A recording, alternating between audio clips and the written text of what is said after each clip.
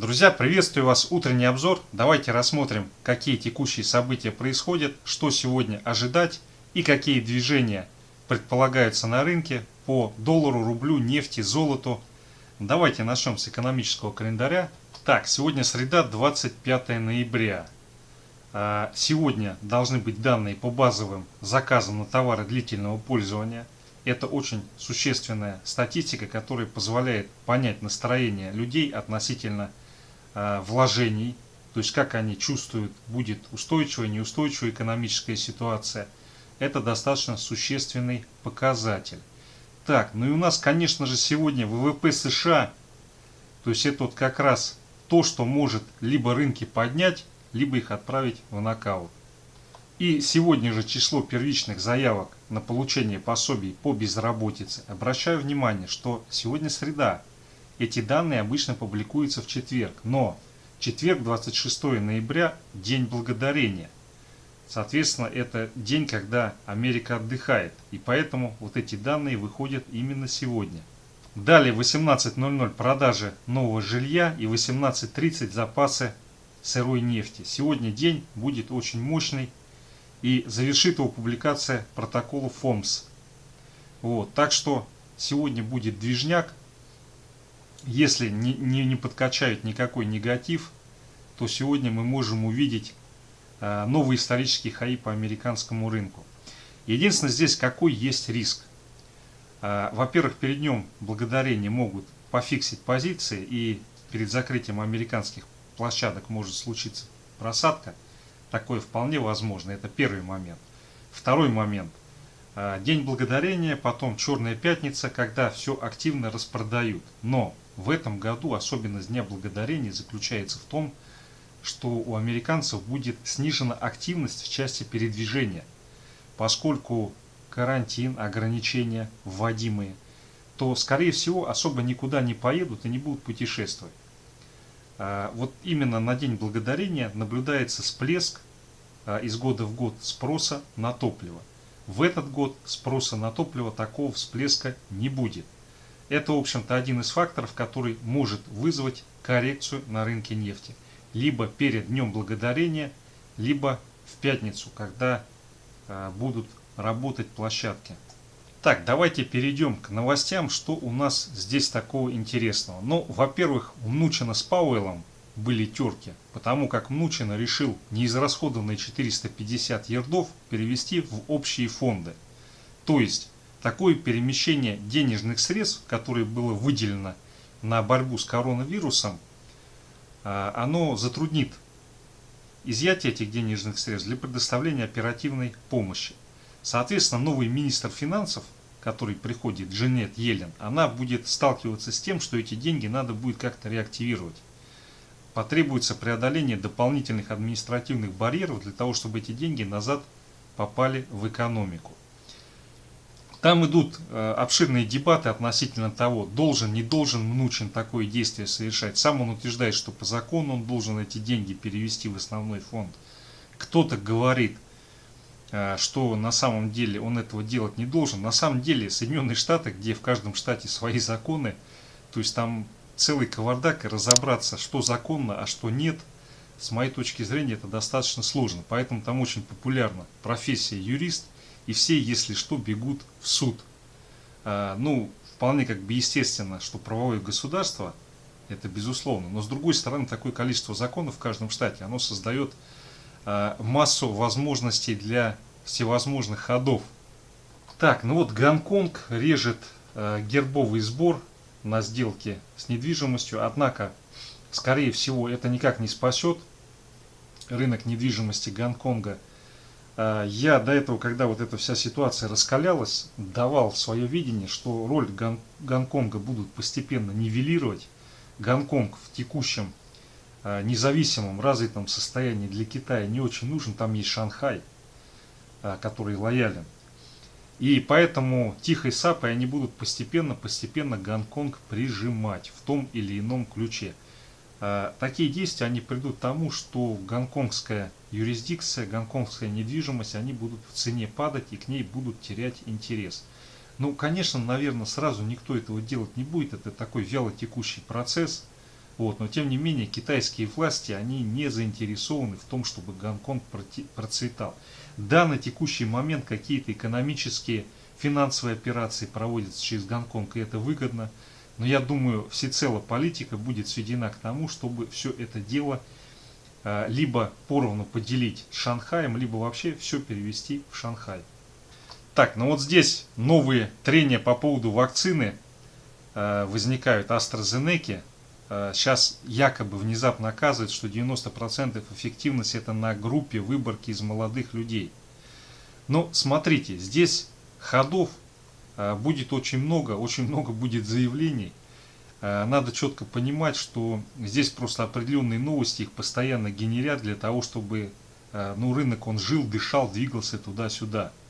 Даже если это действительно так, я не смотрел протокол испытаний AstraZeneca, я думаю, там масса есть возможностей, как у AstraZeneca, так у Pfizer, так и у Moderna, так и у других исследователей, для того, чтобы постоянно что-то новое из рукава доставать и говорить, вот Джокер, это не работает или это супер-пупер. Поэтому такие новости, они будут регулярно выходить и регулярно что-то будут типа засвечивать, новенькое. Вопрос только в том, как эта новость, вот данная конкретная, она будет отыграна рынком. Сегодня выходит много статистики, если статистика по Соединенным Штатам будет позитивной, я думаю, эта новость, она никакого негатива не окажет. Так, ну вот что касается завтрашнего Дня Благодарения в Соединенных Штатах, там на самом деле это очень такой праздник значимый. Но судя по отзывам американских товарищей, если я, конечно, не ошибаюсь, это типа того, что у нас Новый год. Но вот на текущий момент, как планируются покупки, значительное падение покупок офлайн, то есть на торговых площадях, все, что будут покупать после и в процессе Дня Благодарения, планируют это делать удаленно. Достаточно позитивные ожидания по поводу поведения и сантимента покупателей на эти распродажи, которые планируются. Но здесь из-за ограничения передвижения, скорее всего, будет снижение спроса на нефть и нефтепродукты. Так, давайте по российским новостям пробежимся. В России появится новый налог на зарплаты. Но если вот сейчас посмотреть новости, то не так давно Китай заявил о том, что он даст налоговые послабления новые для граждан и малого бизнеса. В России, как вы видите, идет увеличение всевозможных сборов, налогов и так далее. В других странах, в Китае, в Соединенных Штатах и так далее, наоборот, смягчаются сборы, отменяется часть налогов или замораживается и так далее. С чем это связано? Ну смотрите, основная статья доходов бюджета Российской Федерации, то, что связано с нефтью и газом. Нефть и газ – это продажа сырья, это продукция с минимальной прибавочной стоимостью. Для того, чтобы получать такой доход, не нужно никаких послаблений давать ни бизнесу, ни людям, никому. Надо наоборот с них собирать. А в Соединенных Штатах, в Европе и даже в Китае, там основной генератор прибыли – это люди. То, что они зарабатывают, тратят и так далее. И поэтому для того, чтобы экономика работала, соответственно, там нужно людям давать и малому бизнесу, и среднему бизнесу различные льготы и послабления. И только тогда она закрутится и восстановится. Вот. В этом есть отличие, то есть наличие центра производства прибавочной стоимости или его неналичие. В дальнейшие детали по этому вопросу я вдаваться не буду, но вот мое видение, почему происходят такие процессы, то есть почему там новый налог, этот там сбор и так далее. То есть это связано исключительно с устройством экономики и социума. Так, россияне наберут ипотеку на рекордные 4 триллиона. Но вот это классический пузырь на рынке недвижимости на фоне того, что пока не ясно, как будет протекать восстановление экономики, потому как даже в случае восстановления цен на нефть, спрос на нефть расти так не будет. С моей точки зрения, это просто новый пузырь, который в один момент лопнет. Но здесь надо понимать, какую вещь. Вот в России даже на текущий момент есть недостаток как жилья, так и площадей коммерческих на одного жителя.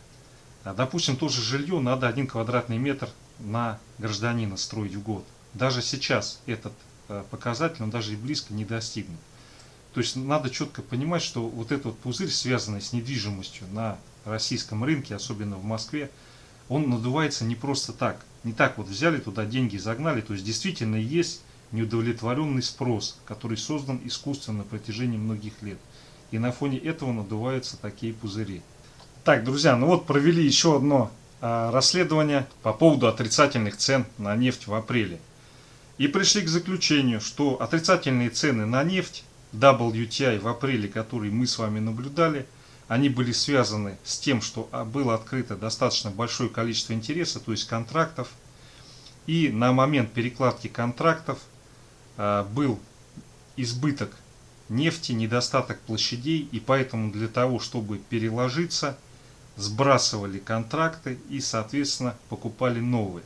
Но на самом деле это капитан очевидность, это было понятно и так, что именно с этим и связаны были отрицательные цены на нефть.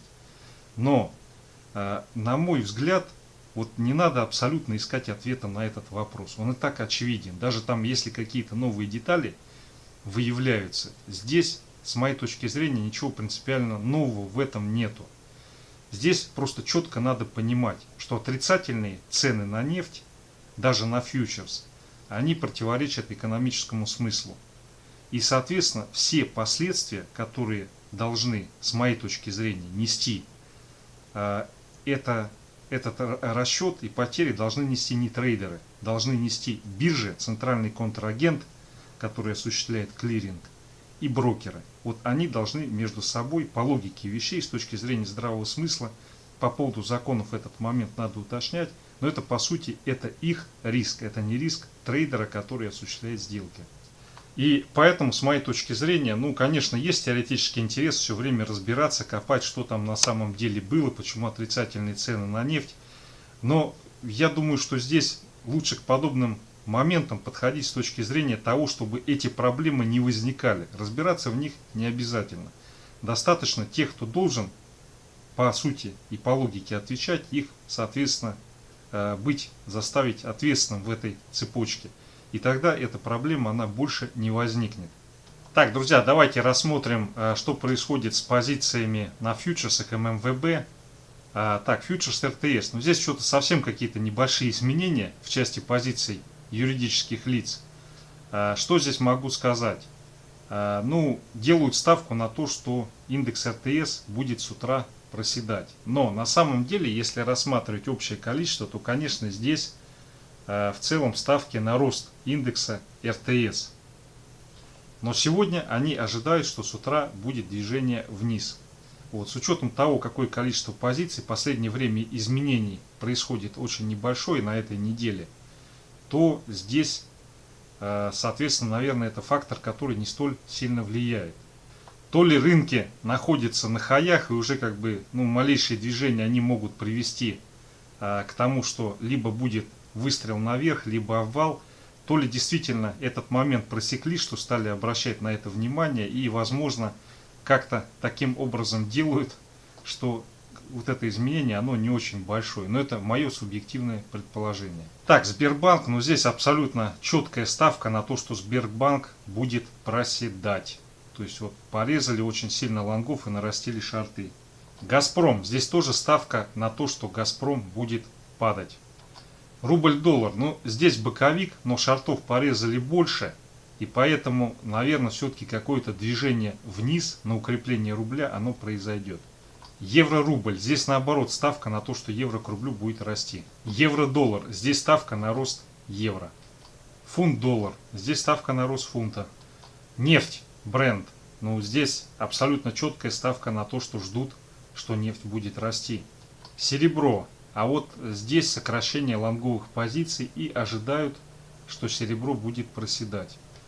По золоту ситуация неоднозначная, судя по изменению позиций, делают ставку на то, что падение, возможно, остановилось. Природный газ, но здесь ставка на то, что природный газ будет расти. Так, друзья, ну вот сегодня помним аукцион ОФЗ, но сегодня он какой-то очень такой вяленький, слабенький. С 12 до 12:30 сбор заявок.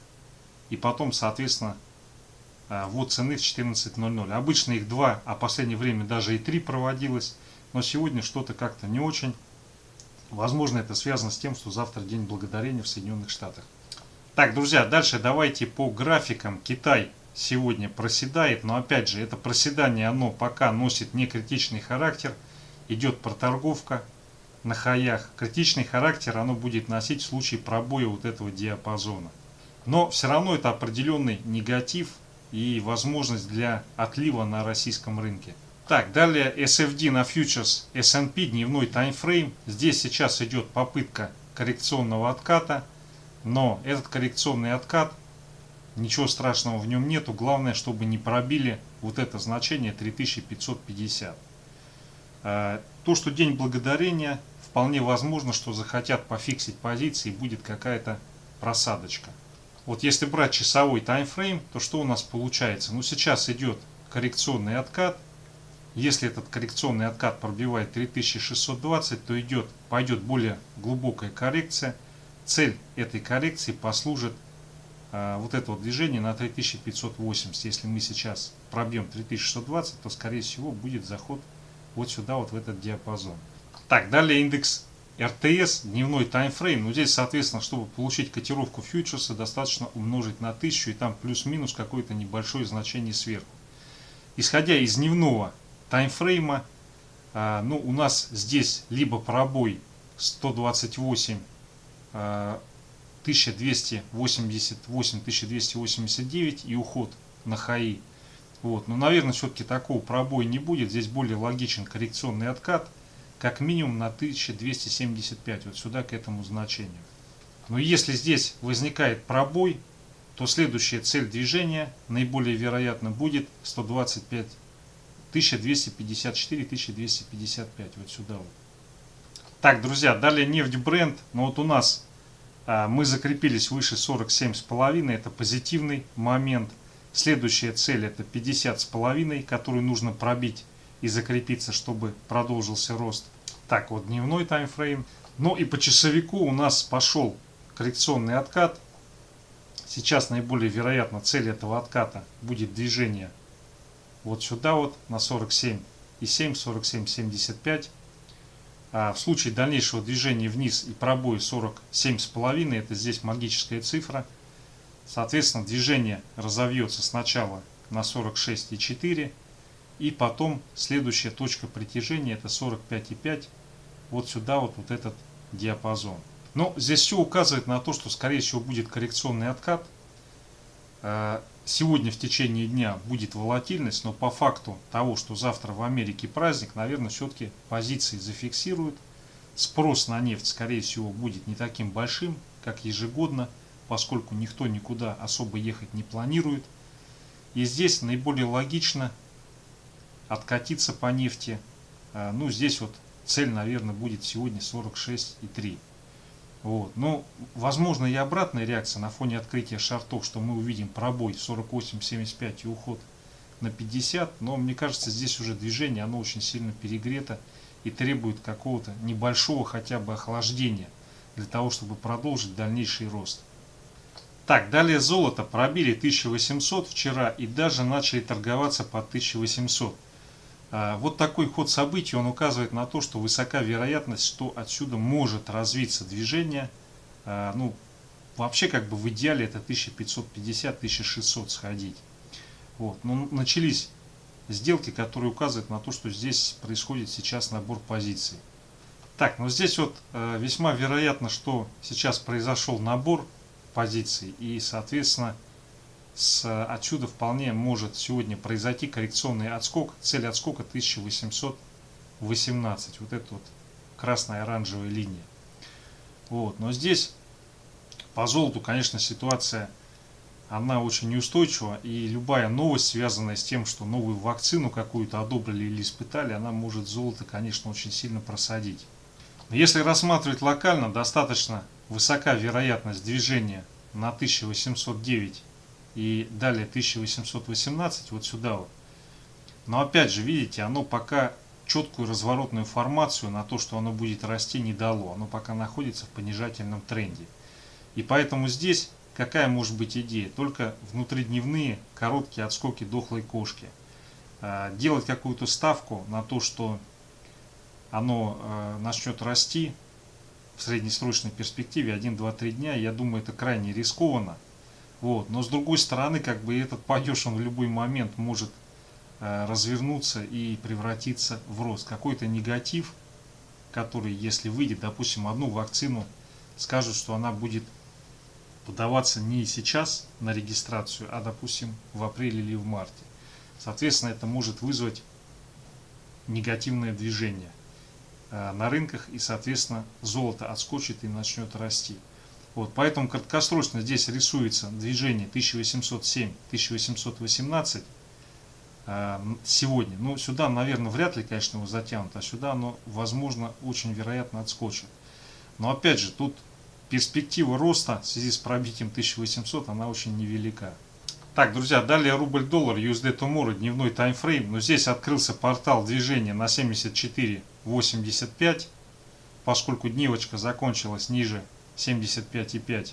Но такое движение разовьется, если сразу на открытие не будет пробоя 75.34 на объеме, потому как если пробой возникает, то мы идем отрабатывать эту цель, поскольку сейчас все-таки развивается негатив и ожидается день благодарения и возможно будет фиксирование позиций накануне плюс просадка по нефти, то вполне вероятно, что здесь произойдет отбой, и в случае того, если на открытие будет пробито 75,7, 75,65 на объеме, то вполне вероятно мы увидим отскок, цель которого будет 76.15, вот сюда, вот в этот диапазончик. Ну и вот часовик, рубль-доллар, часовик говорит о том, что пробой 75,6 на объеме вот этого диапазона придет к тому, что разовьется коррекционный откат, и цель этого отката будет сходить на 76, вот сюда вот. В том случае, если идет движение вниз и пробой этого диапазона, то мы увидим отработку цели 74.85 с высокой степенью вероятности. Так, друзья, далее евро-доллар. Ну, смотрите, цель 1,19 мы сделали. Вопрос в том, будет или не будет закрепление на достигнутых высотах. Если закрепление таки происходит, то у нас в самом ближайшем времени перспектива 1,2. Вот она. Так, ну и по часовику у нас сейчас идет попытка разворота, коррекционного отката. Здесь есть определенный уровень, это 1880. Если он не пробивается и не идет проторговка под ним, то вот это все движение, оно будет, скорее всего, приводить к донабору позиций и дальнейшему росту движения наверх. Все, друзья, спасибо за внимание.